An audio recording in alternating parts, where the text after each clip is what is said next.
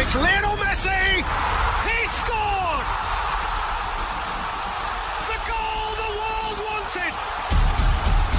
It's time for the biggest sports stories. It's Neymar trying to feed it through. It's a stretch and it's in. And I can't remember the last time I saw something like this. Extraordinary scenes. The biggest interviews. It's more difficult. Obviously, it's more difficult. And all the analysis right here. If they play poorly, they'll come back, they've got all the excuses. You can't have it both ways. Every weekday, it's my sport, it's your sport. It's ZiFM Sport. Let's join the team for the biggest show in the world of sport on ZiFM Stereo. My station, your station. An amazing weekend of sport, local as well as internationally, but all the headlines are out in Russia, Russia, where there has been a glut of goals, records broken, and of course plenty of entertainment. We have not yet witnessed a single goalless draw at the World Cup, and that just shows you that it's the pinnacle of sporting action out in Russia. A lot better than sports fans, football fans, or even FIFA could ever have dreamed of. This is ZiFM Sport on a Monday, the show that puts you on the pulse of everything you need to know in the world of sport. Barry Menandi is in the studio. So is Alois Bunjira, the man they call Gaza. Luwe Sean Tafirenyika is behind the desk. He's our producer, the man that pieces it all together so that the likes of Barry Menandi, Alois Bunjira, and yours truly, Mike Madoda, can shine. And here is another opportunity to do just that on a Monday. We'll be talking the World Cup a bit later in the show, but before that, there's a bit of housekeeping because we look at what happened domestically in cricket news. Zimbabwe interim coach Lalchand Rajput has revealed his 15-man squad for the T20 International Triangular Series versus Australia and Pakistan. In athletics news, it was good going for Canisius Nyamutsika, who won the men's 10.5 marathon in record time of 1 hour 5 minutes at Mutasa Sports Club yesterday. And in football news, Dynamos coach Lloyd Samaita Mutasa wants his Glamour Boys to be the best team in the second half of the season to atone for the disappointing campaign by his team in the first half of the Castle Premier Soccer League campaign. We have some international sports news, a weekend wrapper for you. Golf, American Bubba Watson stormed to his third victory of the year as he claimed a hat-trick of Travelers Championship titles after Englishman Paul Casey's game deserted him on the final day. In rugby, a CJ Standard try and some desperate Irish defence saw Joe Schmidt's men secure a 2-1 series victory over the Wallabies of Australia on Saturday, courtesy of a nail-biting 20-16 victory in Sydney. And in cricket news, Australia captain Tim Payne admitted he had let the pressure of the series get to him after his side suffered a 5-0 one-day international whitewash at the hands of arch-rivals England. And then it's time for the Castle World Football Report, where, like Mike said, there's only one show in town, and that is the FIFA World Cup, the greatest show on earth, and this edition is in Russia. Russia 2018. Now, Germany coach Joachim Löw says Die Mannschafts 2-1 win over Sweden was a roller coaster ride, but was also a triumph for calm thinking and patience. Senegal coach Aliou Cisse has criticized his team for letting Japan equalize twice in their World Cup Group H game yesterday, saying he expected more from central defenders Kalidou Koulibaly and Salif Saneh. Those, of course, are stories coming out of the weekend's action. The third and final round of group matches has kicked off. We'll let you know how things have panned out in Group A, where Russia came into the match against South Americans Uruguay with a far superior goal difference, meaning only victory would see Uruguay finish above the hosts and avoid the winners of Group B in the process. We can tell you it's gone delightfully for Luis Suarez and his band of South Americans. We'll also build up to the final two matches in Group B that will be played tonight, and we'll see Spain and Portugal maneuver for top spot to avoid the unpredictable Uruguay, who lie in wait for the team that finishes in second. This is ZiFM Sport. Manic Monday, everybody. The Warriors, the Chevrons, the Cheetahs, the Mighty Warriors, and the Sables. From the pool to the track to the field, we are Team Zimbabwe. The Home Front. Local sports news and analysis. All right, right, cricket news now. Zimbabwe interim coach Lalchand Rajput has revealed his 50-man squad for the T20 International Triangular Series against Australia and Pakistan. The selectors picked the squad from the players who participated in the 20-over tournament involving two local sides, the Zimbabwe Select and the Board 11 and Kenya. Players involved in competitive cricket abroad who made themselves available for selection were also considered. The 15 chevrons are Cephas, Joao, Chamuchi Baba, Brian Chari, Tarisai Masakanda, Malcolm Walla, PJ Moore, Tendai Chisoro, Kyle Jarvis, Brendan Mavuta, Blessing Mzarabani, Chris Mpofu, Ryan Burl, Solomon Mire, Wellington Masakadza, Hamilton Masakadza, and the returning Elton Chigumbura. Now earlier we caught up with Lalchand Rajput and we got his thoughts around squad selection and the upcoming series.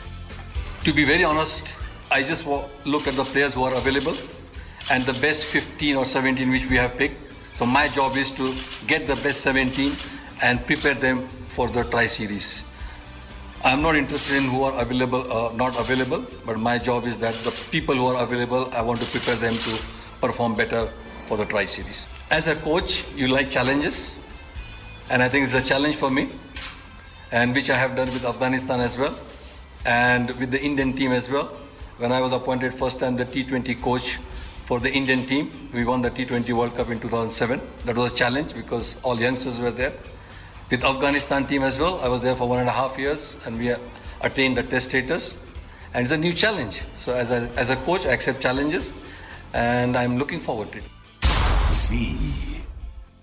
Lalchand Rajput giving us a bit of a CV at the end there. No doubt he's a man who can do the job, but you've got to think to yourself, it's a bit of a poison chalice. Given the players who weren't available to him, this isn't necessarily the best chevrons 15 that he could pick. Yeah, absolutely. A number of what we'd call senior players that are missing, experienced players who would have added value to this particular squad, especially, Barry, if you consider the opposition that we're up against. We're up against a Pakistan side who is very unpredictable, but has got genuine match winners, especially in their bowling unit. You take a look at Australia. Yes, they might not be having the best of time out in England playing one-day international cricket, but they are still quality players, and they are players who know their way around, players, of course, who play in the biggest T20 competitions the world over. So that is the challenge that is facing Zimbabwe.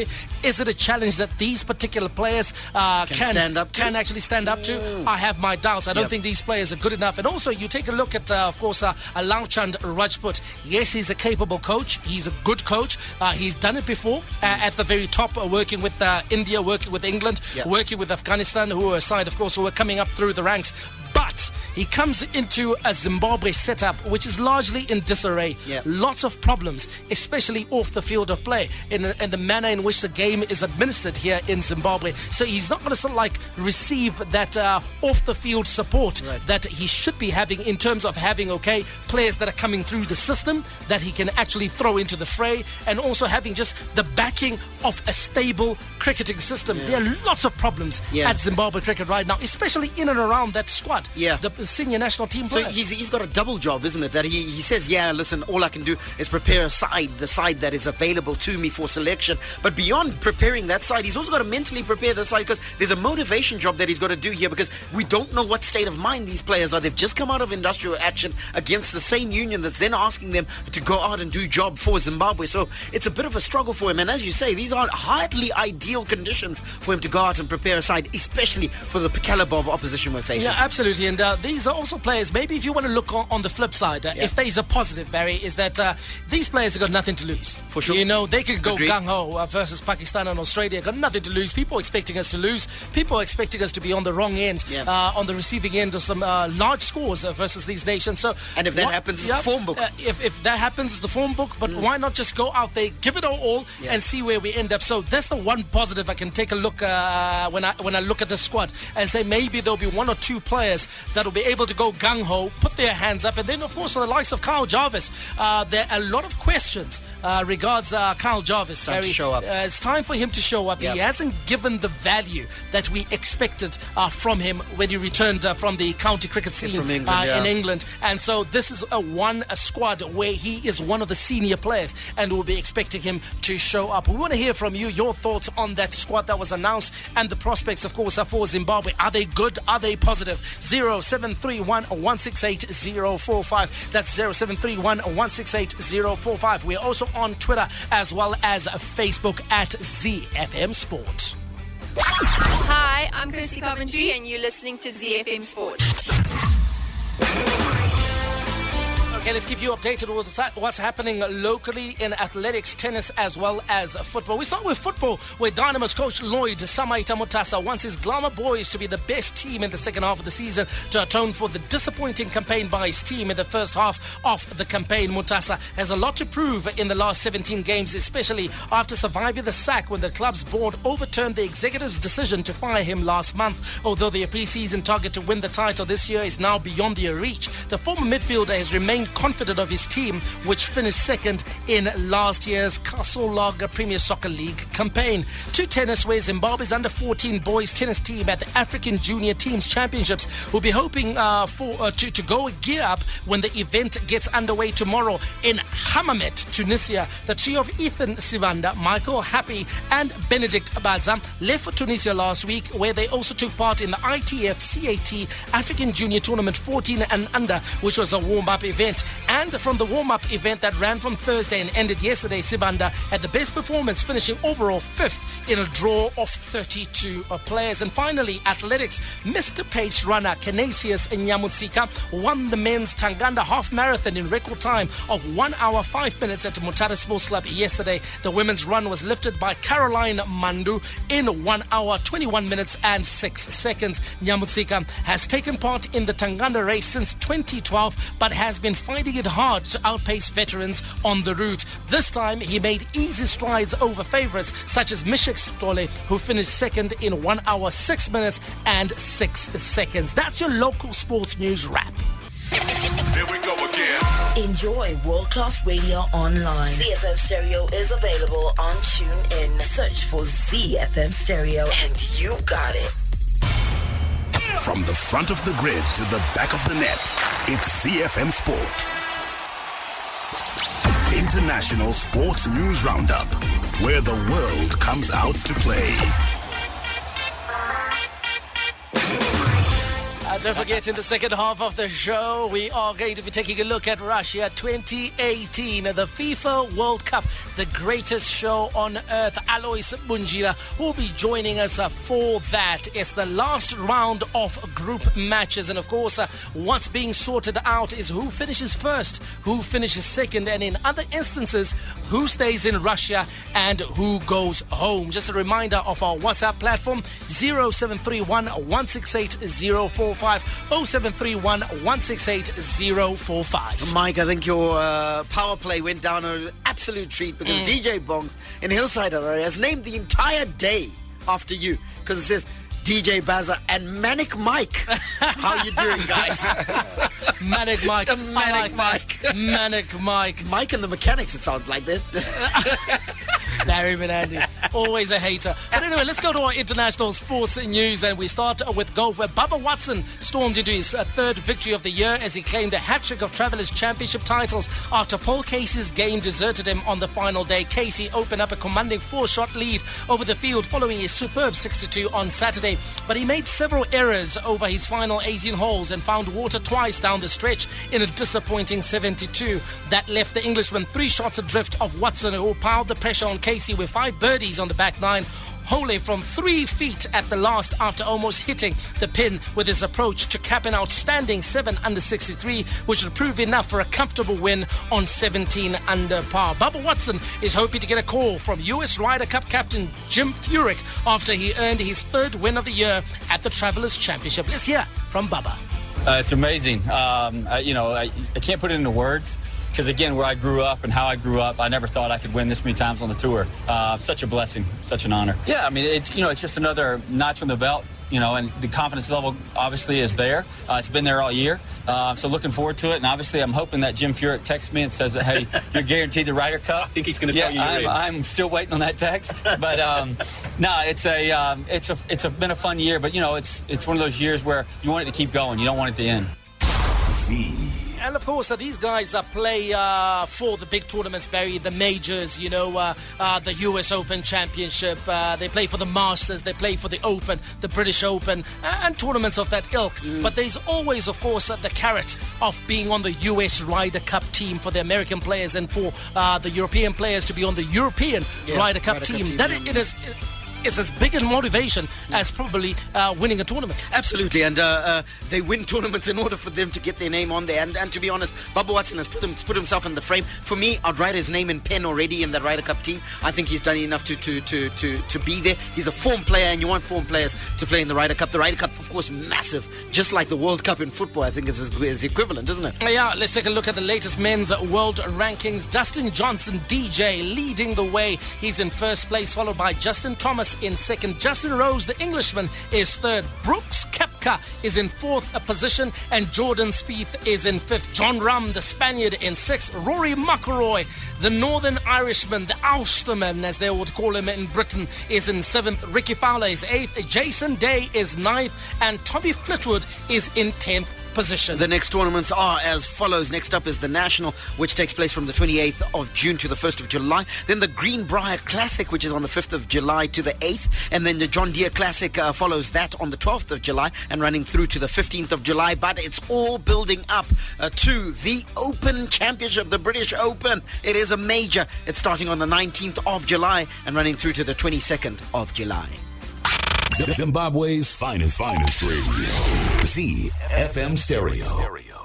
Around the world in 60 seconds. International sports news. Okay, we begin in Australia, where CJ Standard try and some desperate island defence saw Joe Smith's men secure a 2-1 series victory over Australia on Saturday, courtesy of a nail-biting 20-16 victory against Sydney. In New Zealand, winger Rieko Ioane scored 3 tries, while Damian McKenzie crossed twice in a full display of his attacking abilities as the All Blacks completed a 49-14 victory over France and Dunedin on Saturday, and that gave them a 3-0 series sweep. Elsewhere, England ended their 6-game losing streak with a scrappy 25-10 win over the Springboks at a wet Newlands in Cape Town in England. Australia captain Tim Payne admitted that he had let the pressure of the series get to him after his side suffered a 5-0 one-day international whitewash at the hands of England. An incredible century from Jos Buttler inspired a sensational one-wicket win for England in the 5th one-day international at Old Trafford to clinch a series whitewash of Australia for the first time. In a topsy-turvy, thrilling final match of the series, Buttler scored a stunning unbeaten 110 off 122 balls, displaying superb mental strength to see England recover from 27 for 4 when he came to the crease to chase down 206. Across to Germany, Borna Koric produced the most notable performance of his career to defeat Roger Federer in an absorbing 3-set encounter and win the Jerry Weber Open title. Koric maintained a high standard of grass court tennis to beat the 8-time Wimbledon champion 7-6, 3-6, 6-2 after 2 hours and 6 minutes on court. Touching down in France, Lewis Hamilton scored a comfortable victory at the France Grand Prix in his championship rival Sebastian Vettel clashed with Valtteri Bottas at turn 1 and finished 5th. Max Verstappen finished in 2nd place, 7 seconds off Hamilton. Teammate Daniel Ricciardo had been in running for 3rd but lost a place to Kimi Raikkonen on lap 47 as a Ferrari driver charged back through the field from the 6th on the grid using a faster strategy. Catch the full Formula 1 report on tomorrow's show. That's sport in 60. The big leagues, the big teams, the big players. The beautiful game on ZiFM Sport.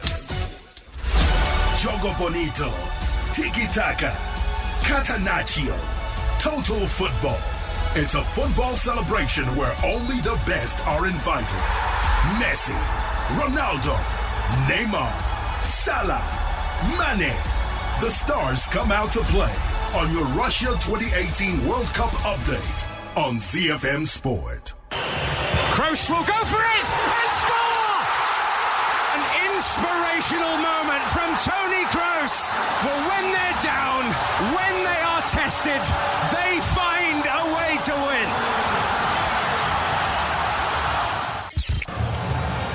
Poor header, could be punished, and it's gone in.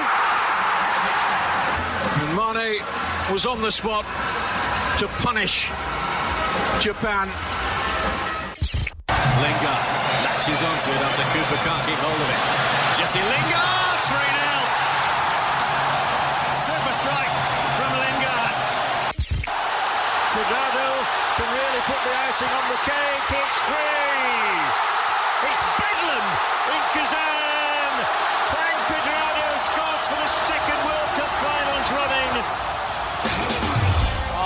Those are just some of the goals that have lighted up Russia. They have lit up Russia this past weekend. Toni Kroos with that majestic strike at the Ambers, right at the death for Germany, kept them alive at the World Cup where they are the defending champions. Jesse Lingard, what a cracking strike from the young Manchester United midfielder. But hey, a lot of people forget he's actually 26 years old. Yeah. Baby-faced assassin. Well, let's give you the weekend results. On Saturday, Belgium thumped Tunisia 5-2 in Group G. South Korea beaten by Mexico 2-1 in Group F. In the other Group F match, of course, Toni Kroos grabbed all the headlines. First of all, he was at fault for the goal that saw Sweden take the lead, but then he managed to redeem himself in the very last second of that game as he handed Germany a 2-1 victory. Then on Sunday, England thumping victory, the biggest of the World Cup thus far, over Minnows Panama 6-1 in Group G. Japan 2-all with Senegal in Group H. Senegal believe kicking themselves. They should have won that match. And in the other Group H match that was played last night, Colombia too good, way too good for Poland, 3-0. James Rodriguez and Quintero at the heart of everything good about the South Americans. But let's go back, guys, and take a look at Germany. 2-1 victors over Sweden. Their coach Joachim Löw says that Die Mannschafts' victory over Sweden was a roller coaster ride, but was also a triumph for calm thinking and patience. The world champions went a goal down after 32 minutes, and although Marco Reus equalized 3 minutes into the second half, their hopes of retaining the title were hanging by a thread until Toni Kroos scored in the 95th minute with a fine free kick. Löw said he knew Germany would find it hard to break down the Swedish defense, but told his players at halftime to keep playing their usual brand of precision football. And that's exactly what they did, isn't it, Alois? They kept going and they were rewarded with the last kick of the game. Yeah, precision football, you know, I like that statement, because they didn't struggle, they didn't hurry, they didn't rush, they didn't start kicking the ball forward. You know, when you are down at that juncture, at some point, you start having a target man. You want a target man, you want to hit the ball, everything, you want to deliver it to the box. But they kept on playing. They kept on playing and they were rewarded. And at the time when they were one man down, when Boateng was like, I thought, now this is a game up. This is it. It's game over for Germany. They actually showed the character. That calmness that the coach is talking about, that patience, they kept on playing. And also Sweden, they decided to defend. Yeah. Sweden just decided we can just defend. I thought they could have just gone at Germany because they were one man down, toe to toe, but they decided to defend. And now with Germany, with their slick passing, high technique, they could always come back. And now, Barry, I mean, one of the questions we asked ourselves last week was if teams could improve, if teams could get better in the light of maybe an unfavorable start, and also in answering that question, taking a look at the resources at their disposal. Take a look at Joachim Löw. He was able to make certain critical changes that other coaches elsewhere in the world would not have been able to make. Dropping Mesut Ozil from the playmaking duties, throwing in a Marco Reus. I mean, it just speaks volumes about the type of depth that Germany has and the ability of the players who are coming off the bench to make an impact. It does indeed, and I think that he's got a glut of quality players from whom he can pick, but also the key component is that no matter who he picks, it's the same brand of football. Yes. And so consequently, Sweden had long periods where they didn't have the football. And to be honest, it was tired minds, tired bodies that resulted in them conceding that last minute free kick when Timo Werner was going. He was going down the line. At best, he was going to put a cross. The defender had an option to just shepherd it towards the line and then block the cross, either concede a corner or win the ball outright. No, what did he decide to do? He went in for a sliding tackle. He was never going to get there. Conceded the free kick, goal. It's tired minds, tired bodies. 3 points, and Joachim Löw was definitely celebrating that one. His job could have been hanging by a thread. Germany's participation at the FIFA World Cup Russia 2018 could have been all but gone. He definitely was a happy man. Let's hear from Jogi Löw after the match. Was mir auf jeden Fall gut gefallen hat, war, dass wir Something that I did appreciate today was Halbzeit nicht aufgrund des Rückstandes irgendwie die Nerven we verloren haben didn't und angefangen haben, lose our nerves. We didn't start breaking out in panic after going down or after conceding a goal. We kept a level head. We said that we needed to make quick passing shots and cover the distances in order to get the Swedes to become slightly tired and then open up spaces, and that's what we were able to do. In the second half, the pressure build-up was increasingly strong. We obviously also didn't score a couple of obvious opportunities, but what I did appreciate was the spirit of the team. We never lost hope that we could actually turn around the tide and win this match. Definitely, if you could say that it was cruise control for Germany, you could also say they were cruising like a Rolls Royce. Those two players getting the goals, those two players behind orchestrating that Germany victory. Marco Reus of Borussia Dortmund and, of course, Toni Kroos, formerly of Bayern Munich and now of European champions Real Madrid. Outstanding performances from Germany. They live to fight another day. But for Sweden, they'll be left feeling like, listen, they missed an opportunity there because they could have not only sealed their own qualification into the next round, but they could have also then helped eliminate one of the teams, one of the favourites, one of the teams that's expected to do well. Yeah, and it's the highest stage of them all, and you've got to concentrate for 95, 96, however many minutes that game is going to go. You've got to concentrate, and so they'll kick themselves, yes, but you at this level, you've got to play the entire length of the game because these games are going deep, and the African sides can certainly testify to that because how many goals has the African sides conceded at the depth? But Alois, would Sweden be complaining if you take a look at your position now? If you'd offered them before the World Cup to say, okay, hey guys, you guys would have 3 points after 2 matches and still be in with a chance to qualify heading into the last round of matches, I think they would have taken that before the World Cup. Yeah, I think they would still have taken it because they were looking at a situation whereby Germany are the number one. Yeah. Everyone knew that Germany were going to be topping this group and they were going to slug it out with Mexico. So they are still going to do it right now. But Germany is also in the mix. You know, but the bad news for all the World Cup teams here is that Germany are back, and once they get into the last 16, they may be difficult to stop. Yeah, they will be difficult to stop. You can see now they will get into their rhythm. They will start playing football. They were sluggish in the first match, guys. Let's be honest. Yeah, no doubt. Against Mexico, they were sluggish, but now you could see the rhythm. You know, even one man down, the rhythm is back, and they can only get better. Once they get into the last 16, they're going to be trouble. Scary. It's absolutely scary. All right, let's move on to that other game you gave us the result of, Mike, and that's Japan drawing 2-2 with Senegal. Now, Senegal coach Aliou Cisse criticized his team for letting Japan equalize twice in their World Cup Group H yesterday, and said he expected more from central defenders Kalidou Koulibaly and Salif Sane.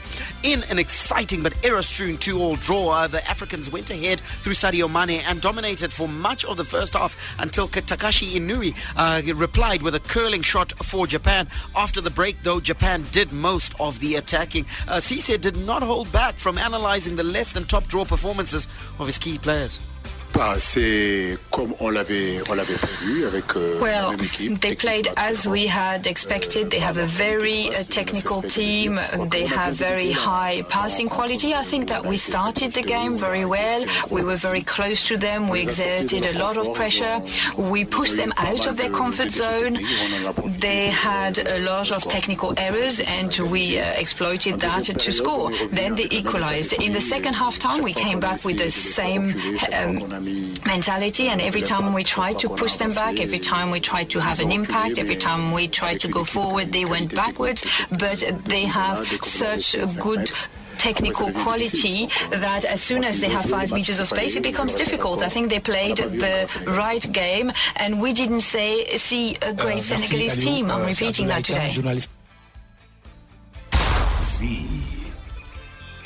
Louis, a bit like Sweden, I think Senegal will also be kicking themselves, because this is a game that I think that, and I think they'll be thinking to themselves, this is a game that they certainly should have won and held on, especially when they went 2-1 up over Japan. They should have held on to that, and a sloppy goal to concede. Yeah, it was sloppy. You know, sometimes that's what we need. We need to learn from coaches like Jose Mourinho. You know, when you are leading and you need to consolidate a lead, you need to do it diligently. Yeah. I didn't see it. I always watch. When I see a team that is defending, I always want to watch the lines. Yes. You know, the control. I want to see them. I want to see the movement of the players covering each other, going to the sideways, pivoting and all that. I didn't see it with Senegal. They just kept on. Maybe it's I don't know, African way of doing things. I don't know. But I didn't see the shape. The defensive shape, I didn't really see it. I didn't see the blocks. They needed to do that. Move together. You can close all the spaces. You know, Japan, they're nippy, but they are not those big guys that will resort to playing long balls. So they only needed to close the spaces, and they were going to be home and dry. Well, we witnessed 27 goals this past weekend, just in 2 days of action. 6 games played, 27 goals. What a World Cup it is. It isn't over, because there was action today. We'll be looking at that and so much more straight after this. Alcohol may be hazardous to health if consumed to excess. The operation of machinery or driving after the consumption of alcohol is not advisable. Not for sale to persons under the age of 18 years. Live it. Feel it. Share the excitement of the Russia World Cup 2018 with Castle Lager. Soak in the exhilaration of the World Cup with our Moscow Nights in the Castle Lager Dome at the venue. Visit the Castle Lager Zimbabwe Facebook page right now. Tag your friend and comment with #Castle Moscow Nights, and you could win a ticket to watch a live match on a high-definition giant screen with studio-quality sound and ice-cold Castle lagers in the company of friends. It all comes together with a Castle. Style, elegance, determination, passion. Football comes alive in Russia and on ZiFM Sport.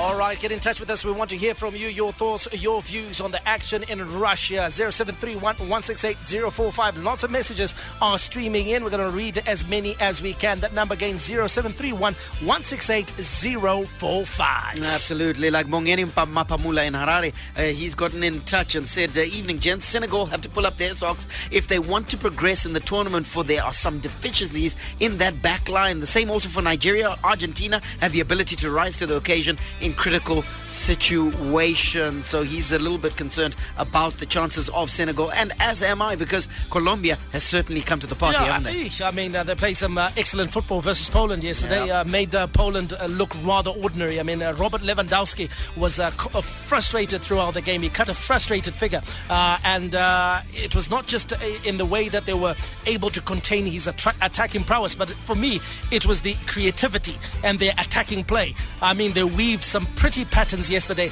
and of course James Rodriguez, he didn't start the first match, but you can see that he's central and critical to this Colombian side. Yeah, absolutely. Central to this Colombian side, and the Colombian side that has begun to click. Elder Ziso has a very disparaging analysis of Mo Salah. He says, with all the hype, that's what Mo Salah could do. No point, nothing. Do these African players based in Europe give their all for their countries? I think that's an unfair question. It's an unfair question. It's like he hasn't been following what has been happening in the world of football. And also, you know what? We don't get Mo Salah and Zambia, Brazil.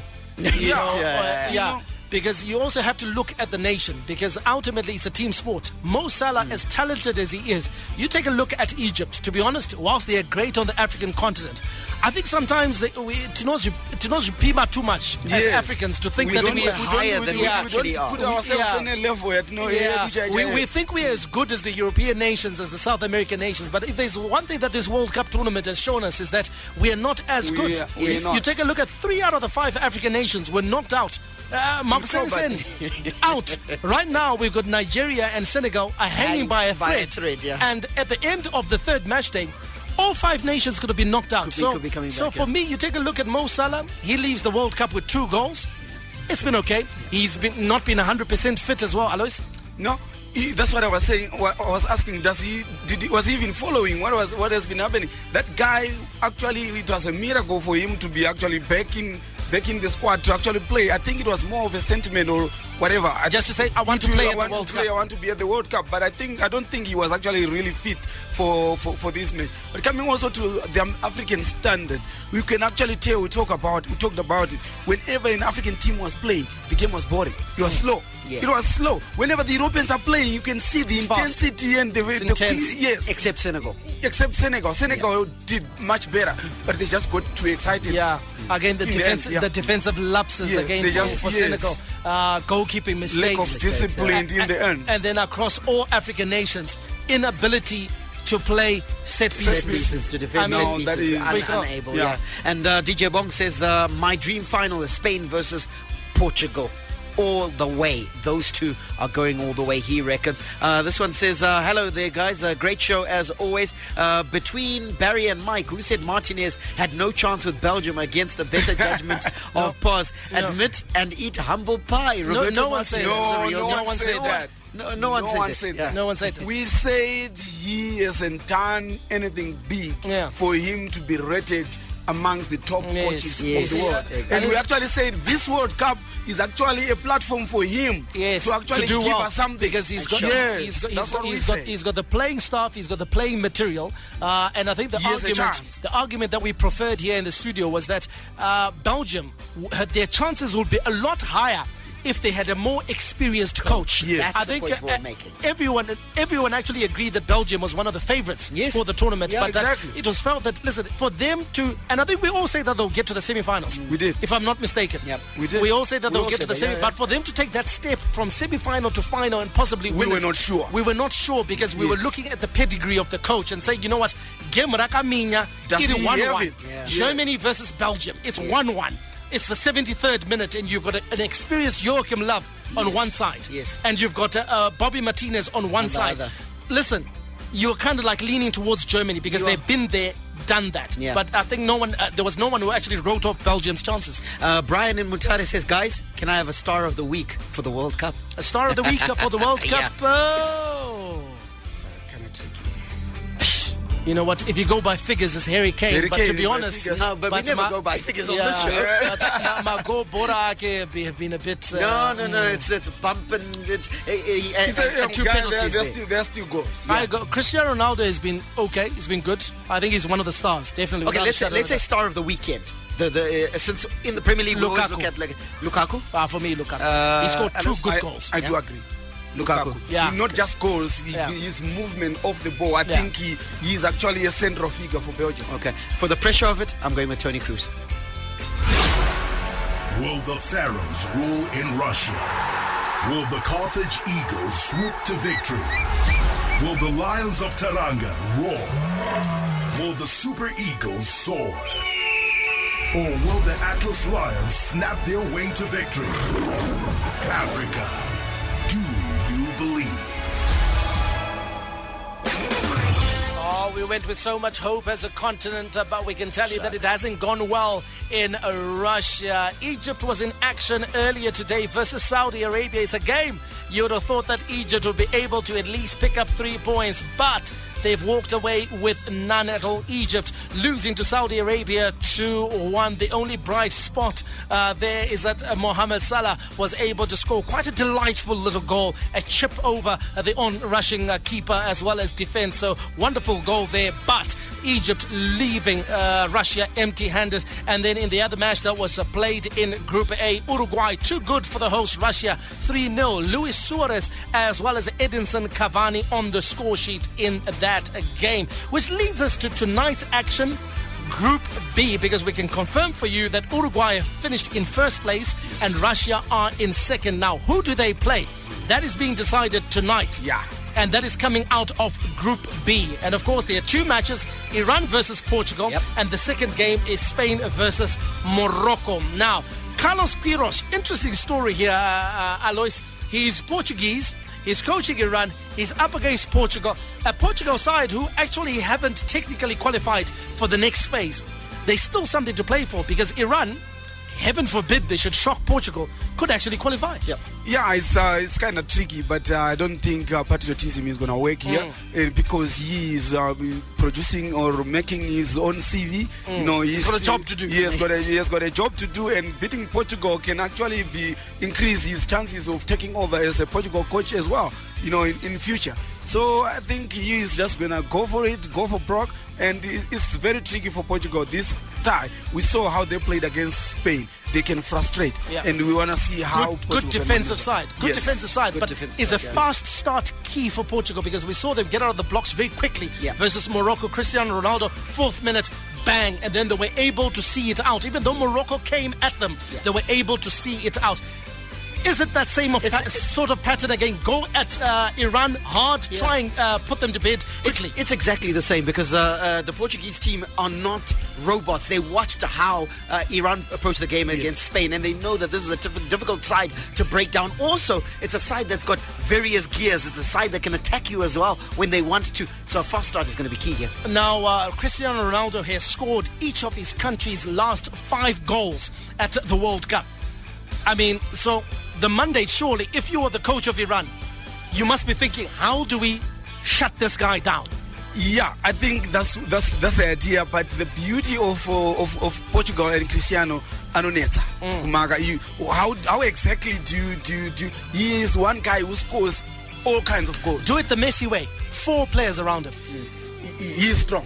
Also, you know, you put people near 4 out. Near 4, Mike. If I may respond to the 4, they will lose their share. They'll lose their share. They will lose their share. Ronaldo Chano Gona is that even if you put 4 around him, he can go anonymous in the game. All he needs is just one chance to get in between the lines and then do that third man run like he did against Morocco. Bang, you're dead. Okay, the other game, Spain versus Morocco. Morocco have a bit about them, but they don't look like they can score goals. Spain will be looking for goals because goals may well decide who finishes first. And I'm sure Spain and Portugal are looking at Uruguay and Russia and saying, okay, on the basis of what Uruguay did to Russia, we'd rather play Russia. So we'd rather finish first. So that's the battle that's on tonight. It's almost about who can score more goals in their respective matches, isn't it, Dallas? Yeah, it's going to go down to goals scored. And on that note, I think Spain have got the edge. Spain, for me, they've played much better football, you know, of all the teams, the big teams that they've played. So they might just score goals. They have the guy, Diego Costa, who can score goals, and the midfielders that come in, they're capable of scoring goals as well. I see Spain scoring a lot of goals this Okay, let me hear your predictions, guys, as we wrap up the show. What is your prediction? Spain, Morocco? 4-1. Portugal, Iran? 3-1. 3-1. Baz? I'm going Spain 3-1 over Morocco, and I'm going for Iran, Portugal 1-1. Okay. Wow. We'll be back 6:05 tomorrow to see if those predictions are right or wrong. Do catch the show tomorrow. May God richly bless you. That's my story, and I'm sticking to it. Manande, out. Be sure to catch ZiFM Sport every weekday on ZiFM Stereo. My station, your station.